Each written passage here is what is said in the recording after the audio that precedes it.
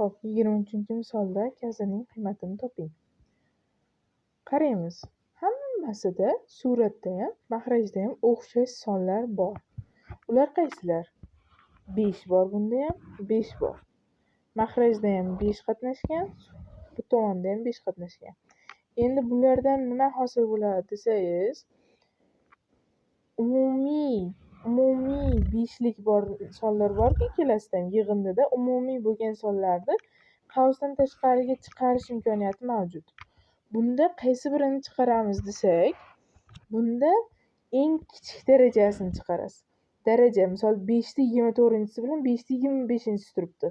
O'shandan darajasi kichinasini chiqarasiz. Bunda ham mahrajda ham 5/25 turibdi, 5/24 turibdi.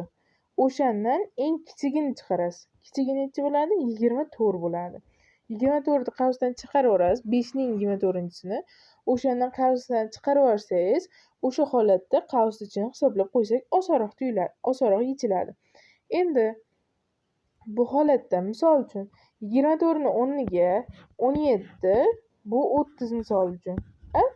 30 bo'lsa ham 5/17-sini chiqarasiz.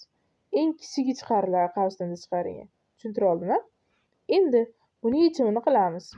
Yechimi qanday bo'ladi desak, hop.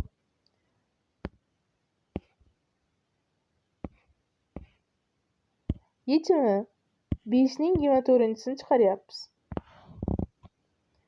Teng 5/24 qavsdan chiqib ketadi. 5 darajasi 24 bu. Hop. 8 qoladi. Birinchisida 8 qoladi. Plus mana qarang. 5/24-si chiqib ketdi. O'sha 5/24-si chiqib ketgan holatda 8 da o'zi qoladimi?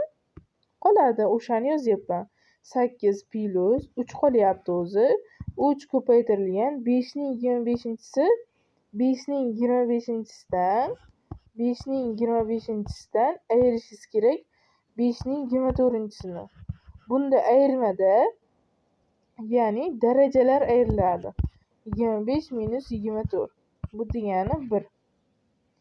Ko'paytirilgan qolarkan, demak 5ning birinchisi qolib ketadi.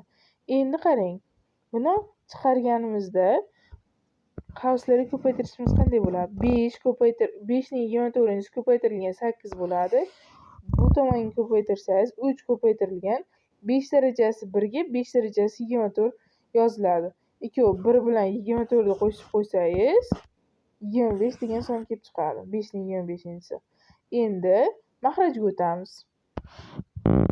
Mahrajga o'tsak. Xo'p.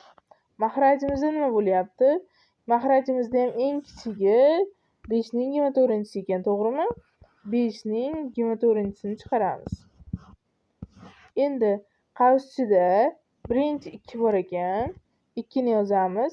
5/25-sidan 24 ni chiqarib tashlashingiz kerak. 24 da 5 chiqarib tashlash kerak degani.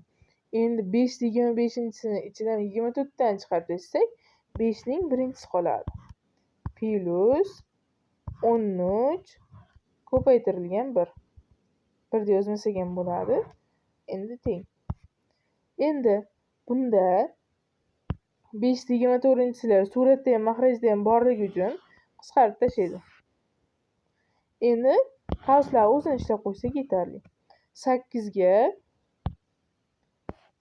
ga 3 ko'paytirilgan 5. 15 degani 15 ga 8 ni qo'ysak nechi? 23. Taqsim 2 ni 5 ga ko'paytirsak 10. 10 ga 13 qo'ysak 23. 23. Bu degani 1 degan javob kelib chiqadi. Endi tushunarli bo'ldimi? Xo'p, agar siz bunda qavsdan tashqariga chiqarish degan vazifani bilmaganingizda, misol uchun mana hozir qavsdan tashqariga chiqarib yubordik-ku 5/24-sini. O'shani bilmaganingizda 5/24-si bilan 5/25-sini 5 kere 5 25, 5 ni 5 ko'paytirasiz. Xullas 5/25-darajasini topib chiqishingiz kerak bo'lardi. Biz nima qildik? Umumiylarini qavsdan tashqariga chiqarib yubordik. Mana 5/24-si qavsdan tashqariga chiqib ketdi. Suratda ham, mahrajda ham chiqib ketdi. Ular qisqarayotgan sonlar ekan, qisqartirib yubordik. Endi bizda nimalar? Qausni ichidagi sonlar qoldi. Qausni ichidagilarni hisoblab qo'ydik, natija chiqdi. 1 degan natija ekan. Tushunarli bo'ldimi?